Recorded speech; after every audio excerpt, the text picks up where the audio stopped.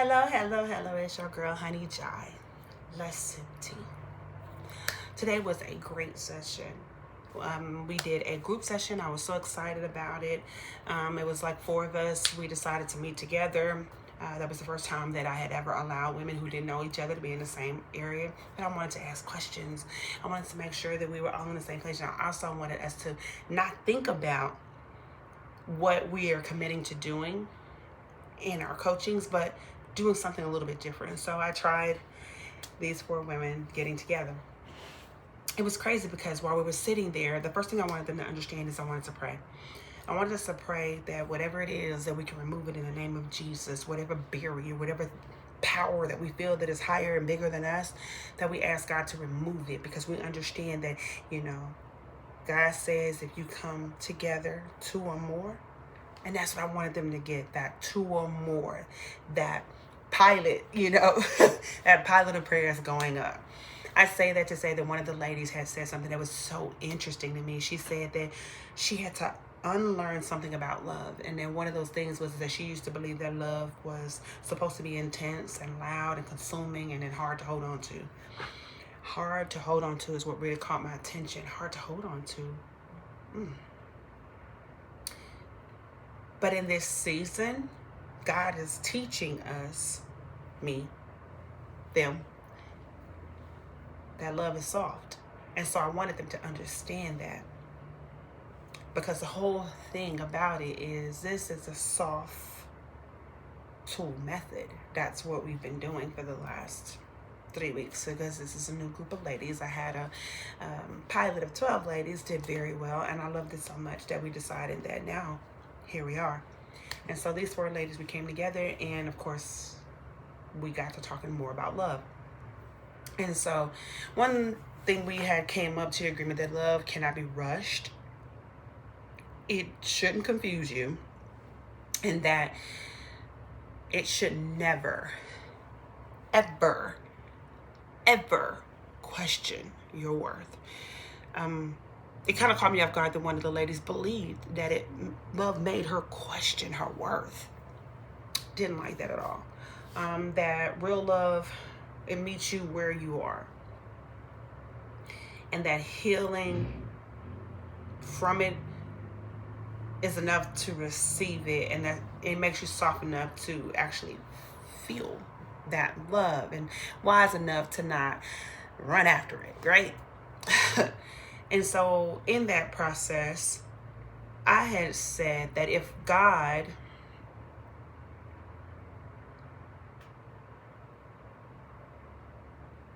the Bible says that God is love, right?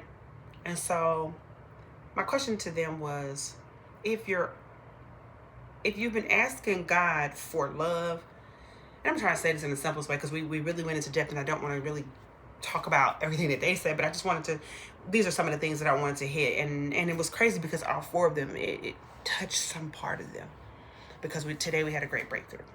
But going back into it, it was like if he's been working on your peace first, right? Not you working on your peace, remember. He's working on your peace.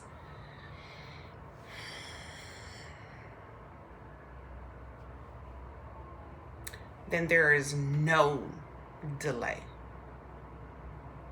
right? That's protection. That's protecting the protection of your heart, the protection of you, right? Because we came to the conclusion that when love is meant for you, you won't require the survival mode that 99.5% of us have been in. It'll make you feel safe. It'll make you feel calm. It'll make you feel aligned. Safe. You know what safe is? That you know wholeheartedly, no matter what you've done or what you could do or what you can say, that person will still love you. That your decisions and y'all decisions, they become one. That's secure in your arm. You know how when you hold a baby, how no matter what, they feel safe? That's safe for those ladies. Those ladies were talking about, I want to feel like a baby when your mom is holding that baby, and that baby, no matter what, trust you. I was like, ooh, that's a bar. They trust you. They trust your love. You don't have to keep on running it back through your head of like, dang, did I say something wrong? Did I hurt him? Did I make something wrong? Did I say something this? Did I walk wrong? Did I do this? Did I put on the wrong outfit? There's no second guessing. There's no nothing. Love should never make you feel that way. Love should never make you feel that way. And any man that loves you, he should be able to communicate with you and make you feel that, even in his words of, I won't call it criticism. What I'll call it is in his words of wisdom, because he should be able to talk to you. That's something else that we have to talk about. He should be able to talk to you. He should never feel like you're overpowering or dismissing the things that you're saying. But at the end of the day, we as women, we have to understand when we sit in place when sometimes we want to feel soft. We want to feel soft. The outside, we want to cause chaos, mayhem, and all kinds of stuff. You can't have both. You're going to either be soft in love, and then he gives you the security and the safety that you feel that you need. Because safety means a lot of things to a lot of different people. Because when I asked one person what their safety felt like, they said they wanted to feel like when a mother is holding her child, the security that you have, that child feels no matter what, because that child feels that love from you. And then there was another one that says, safe for me is that I can stop running the show and stop being the man and wearing the pants and making sure left, right, center, back is all taken care of. And I get a break mentally, physically, and wholeheartedly. And then another one said, safe to me is that if I lost my job tomorrow, that I know he got me covered. Man, that was a bar for me. Knowing that someone got you covered. Like, what is that? You're in good hands with Allstate. like good hands with Allstate type. And then I asked the last one, what does safe look like to her? And she said that no matter what, any woman who can walk by, he can see her. And that's it. It's a notice. Because he knows what I bring into his life, not just to a table. Then we got into that deepness of table, because I don't believe a woman should bring anything to the table. I believe that when that man settles the table and put everything on the table, that our job is the multiplication, because that's what God gave us. He gave us the ability to be fruitful and multiply. I'm keeping that real. So if the man don't bring anything to the table, that means there's nothing to multiply, unless that woman now physically has to bring everything to the table, which, let's go back to it. How is she supposed to depend on and trust in you if you can't? You see what I'm saying? You can't put nothing on the table for her to multiply. You got to understand what you're doing to a lot of these women. And I'm going to tell you right now, I am not a man basher. I love my brothers. I love my sons. I love the earthly father, biological father that God blessed me with. The wisdom came from watching them. The wisdom came from watching what I say out of my mouth, because it's power in the tongue. It's power in the tongue. We talked about that as well, how power in the tongue can make and break a man. Sometimes just because he walked in the door, he said, baby, God dang, I lost my job. You lost your job? How did you lose your job? What did you do? No, he don't want to hear that. Heck, honestly, I don't want to hear it. You know what he needs at that moment? At that moment. He needs the same thing that you thought you needed when you walked in the door and you thought the world was beating you upside your head and you had 17, 18 reports that needed to be done, and someone walked out and quit on you and you had to do their job as well. The same thing that you thought you needed, he needed. It's a hug. Letting him know it's going to be okay. We had that balancing act today. We balanced love. We balanced safety. We balanced knowing our worth today. Breakthrough. We all shedded tears. When we shed tears as a woman, that's a purging out of this world. And I think we all needed it, by the way. I believe that we all needed it. And of course, we wrote in our journals. Hey, I'm a journal girl. And everybody, whoever uses me as a life coach, we're journaling together, separately, deep thought, in depth, we're going to journal. Why? Because that's the way we can remove some of these things that we have on us. And it's not always meant for us to verbalize what we got going on to our sister, friend, cousin, partner, ace, boon, cool, or ride or die. Sometimes it's just not meant for that. That intimacy of that journal, that to me, that's me writing down my thoughts and allowing God to read them. Nobody else. Just me and God, right?